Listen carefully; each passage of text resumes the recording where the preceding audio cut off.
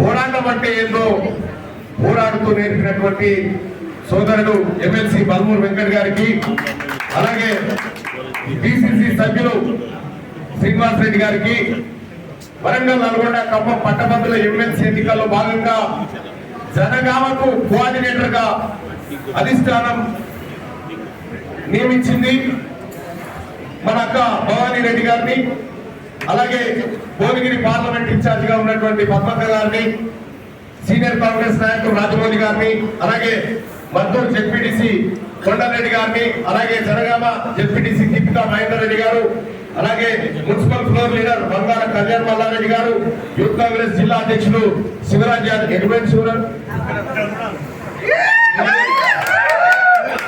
యాదవ్ గారు, ఎన్ఎస్యుఐ జిల్లా అధ్యక్షులు అభిగౌడ్ గారు, మహిళా అధ్యక్షురాలు బడిక ఇందిరా గారు, పట్టణ మహిళా కాంగ్రెస్ జంటల అనిత గారు, మండల కౌన్సిలర్లు, అలాగే ఇక్కడికి వచ్చినటువంటి గ్రామ శాఖ మండల పార్టీ అధ్యక్షులు మరియు సర్పంచులు, ఉప సర్పంచులు, ఎంపీటీసీలు, కాంగ్రెస్ పార్టీ కార్యకర్తలు, మీడియా మిత్రులు, పట్టభద్రులు అందరికీ కూడా పేరు పేరున నమస్కారం తెలియజేస్తా ఉన్నా. జనగామ జిల్లా జనగామ ప్రజల్ని చెర్లకే తీసి బాయిలేసినట్టు అయిపోయింది. ఇదివరకున్న ముందిరెడ్డితోనే కొట్లాడి ఆ పీడ పోవాలని అనుకుంటే మీరే కూడా దిగి ఎవరైనా ఇలా పట్టభద్రుల ఉప ఎన్నిక ఎందుకు వచ్చింది అన్న? ఎమ్మెల్సీ ఉప ఎన్నిక ఈయన చేయబట్టినే కదా. ఆడ పట్టభద్రుల ఆశయాలు నెరవేర్చి వాళ్ళ తరఫున మాట్లాడి కొట్లాడతారని చెప్పి పల్లా రాజేశ్వర రెడ్డిని గెలిపిస్తే 3 ఏళ్లకు ఈ పదవి నాతో కాదని రోడ్డు మీద ఇచ్చిపెట్టి వెళ్ళిపోయి వాళ్ళు ఇంటికి వచ్చింది. గత పెద్దలు ఇద్దరే చేయనోడు ఇక జనగామలో మీ అందరి కష్టాలు తీరుస్తారంటే మనం నమ్మాలి. ఎట్లా గెలుస్తాడు ఎప్పుడైనా పల్లా రాజేశ్వర రెడ్డి? ఆయనకు పేరైతే మంచి అంకితాన్ని పెట్టిండు మా ప్రతాపన్న. దొంగోట్ల ఎమ్మెల్యే, సేమ్ దొంగ ఓట్ల ఎమ్మెల్సీ ఇదివరకు కూడా. అప్పుడు 17,000 దొంగ ఓట్లు, బోగస్ ఓట్లు పట్టి డైరెక్ట్ గా ఇచ్చినాం. ఒకేసారి మా టీం రాష్ట్ర వ్యాప్తంగా స్టింగ్ ఆపరేషన్ చేసి పట్టుకుపోయి ఒకే రోజులో ఇస్తే అయినా కూడా అప్పుడు ఉన్నటువంటి ప్రభుత్వం కేసీఆర్ మేనేజ్ చేసి దొంగ ఓట్లు వేపిస్తే 6,000 తేడాతో ఓడిపోవడం జరిగింది. ఇలా ప్రతాపన్న పని కూడా గదే అయింది. నేను అనుకుంటూనే ఉన్నా వీడు ప్రజాస్వామ్యయుతంగా గెలవడన్నా వీడు గొంగడి కప్పుకొని వచ్చి కత్తితో కొలిసిపోయే రకమే పల్లా రాజేశ్వర రెడ్డి జాగ్రత్త. అదే చేసిండు కథ. పల్లా రాజేశ్వర రెడ్డి ఆయన కావాల్సింది పుట్టిన మంత్రిని అయితే అని వచ్చింది. మంత్రిని అయితా అని చెప్పి పాప ముద్రెడ్డి యాదగిరెడ్డి తల్లి అవతలకి పెట్టి ఆయన ఇడిపోయిండు పక్కలేదు. పల్లా రాజేశ్వర రెడ్డి కన్ను పడితే సొంత పార్టీ మాయమైనట్టే మీ భూములు, మీ జాగాలు, మీ కథ ఇవన్నీ మాయమైంది. ప్రతాపన్న ఉంది కాబట్టి ఉంటున్నాయి. ఒక విషయం అయితే చెప్తా ఉన్నా సోదరులారా, ఆది ముత్యం లాంటి బిడ్డ తెలంగాణ నికాసైన ఉద్యమకారుడు ప్రతాపన్నను మనం పూర్తి స్థాయి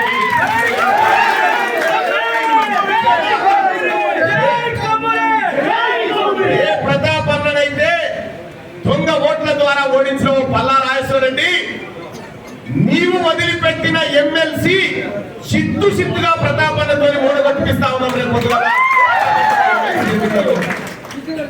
12,600 ఓట్లు ఈ జనగామ నియోజకవర్గంలో పట్టభద్రుల ఓట్లు ఉన్నాయి అన్న. 12,600 ఓట్లలో 12,000 ఓట్లు నువ్వు ఎట్టి పరిస్థితిలో మన కాంగ్రెస్ పార్టీ పక్షాన మొదటి ప్రాధాన్యత ఓటేయాలని చెప్పి మీ జనగామ నుంచి నేను ఎక్స్పెక్ట్ చేస్తా ఉన్నాను. తప్పకుండా చేస్తాం.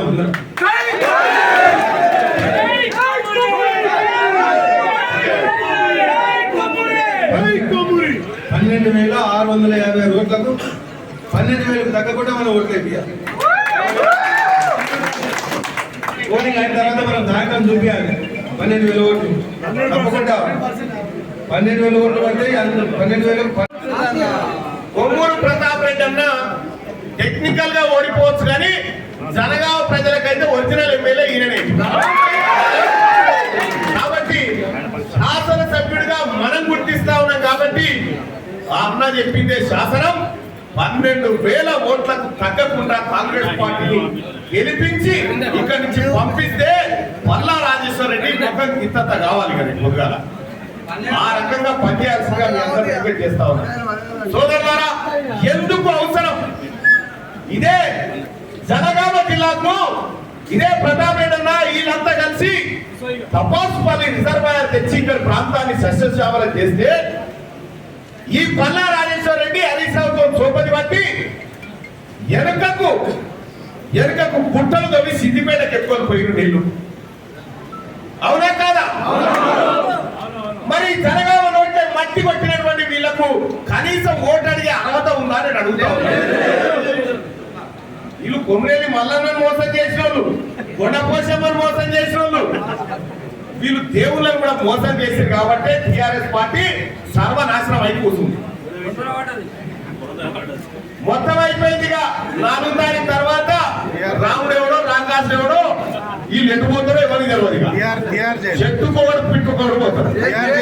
పల్లా రాజేశ్వర రెడ్డి అయితే ఈ 5 ఏళ్ల కాలంగా ఉంటాడా జైల్లో ఉంటాడా మరి నాకు తెలియదు కానీ మంచిగా ఉన్నాయి ఆయన లలితకాలు అన్ని. మొన్ననే పోచారం కాడ ల్యాండ్ గ్రాబింగ్ కేసు అయింది, భూకంపం పెట్టిందని ఆయన గుర్తించిన అయిపోయా దొంగోట్లు ఎమ్మెల్యే మళ్ళీ కొట్టలేదుగా జనగామ ఎవరే అంటే దొంగోట్ల రాజేశ్వర రెడ్డి అని చెప్పాలి. దొంగోట్ల రాజేశ్వర రెడ్డి అని చెప్పాలి. రైతు మిత్రులారా, ఇది పల్లా రాజేశ్వర రెడ్డి సృష్టించినటువంటి ఉప ఎన్నిక. రేపు పొద్దుగాలు వచ్చి ఏ పట్టభద్రులన్నా ఓట్లు అడిగితే ఈ ఉప ఎన్నిక ఎందుకు వచ్చిందో ఫస్ట్ చెప్పాలని అడగాలి. ఏ టిఆర్ఎస్ పార్టీ నాయకులన్నా ఓటు అడిగితే ఈ ఉప ఎన్నిక ఈ తట్ట ఎమ్మెల్సీ తట్ట నడిపించేందుకు ఇచ్చిపెట్టిపోయినామని అడగాలి మనం. సోదరులారా, ఇక కాంగ్రెస్ పార్టీ ఈ ఉమ్మడి వరంగల్ నల్గొండ ఖమ్మం మిత్రుడు బల్మూరు వెంకట ఇప్పుడే చెప్పిండు, ఈ స్థానంలో ఇప్పటి వరకు కాంగ్రెస్ పార్టీ ఈ పట్టభద్రుల ఎమ్మెల్సీ ఎన్నికలు గెలవలేదు. కానీ ఈసారి కనీసం 1,00,000 ఓట్ల మెజార్టీతో ఆ తల్లి సోనియా గాంధీ గౌరవ ముఖ్యమంత్రి రేవంత్ రెడ్డి గారికి మనం గిఫ్ట్ ఇవ్వాల్సిందిగా మీ అందరినీ రిక్వెస్ట్ చేస్తా ఉన్నా. సోదరులారా, మొదటి ప్రాధాన్యత ఓటే. ఇక రెండోది లెక్కనే లేదు. ఇక రెండోది తెలివేపోకూరి టెన్షన్ గా బ్యాలెట్ పేపర్ ఈ బ్యాలెట్ పేపర్ లో సీరియల్ నెంబర్ 2 అనేది ఇలా పార్టీ గుర్తు ఉండదు, ఓన్లీ పేరే ఉంటది. పేరు ఏమని ఉంటది? తీన్మార్ మల్లన్న అని ఉంటది. తీన్మార్ మల్లన్న అని పేరు ఉంటది. దాని పక్కపండి డబ్బాలో 1 నెంబర్ వేపియాలి అంతే. దాని పక్కపండి డబ్బాలో 1 నెంబర్ వేపిస్తే ఆ ఓటు చక్కగా మీ తమ్ముడు తీన్మార్ మల్లన్న పోతుంది, మీ అన్న ప్రతాప్ అన్న పోతుంది, అటు రేవంత్ రెడ్డి గారికి పోతుంది, అటు రాహుల్ గాంధీ గారికి పోతుంది ఈ ఓటు. దయచేసి ఒకటే ఎంపీ, రెండో ఆప్షన్ ఇక మనకు అవసరం లేదు. సోదరులారా, గ్రామాల్లో ఉన్నటువంటి ప్రతి పట్టభద్రుని పోయి కలవండి. ఈ 2-3 రోజుల్లో మీ గ్రామాల్లో ఉన్నటువంటి పట్టభద్రులు ఎంతమంది, ఎక్కడెవరు ఉన్నారు, ఈ లిస్ట్ అంతా మీకు భవానక్క గారు కోఆర్డినేటర్ గారు మీకు పంపిస్తారు. గ్రామ శాఖ కూడా మీ గ్రామంలో ఎన్ని ఓట్లు ఉన్నాయో కూడా డాటా రెడీగా ఉంది. అలాగే పాంప్లెట్స్ రెడీగా ఉన్నాయి.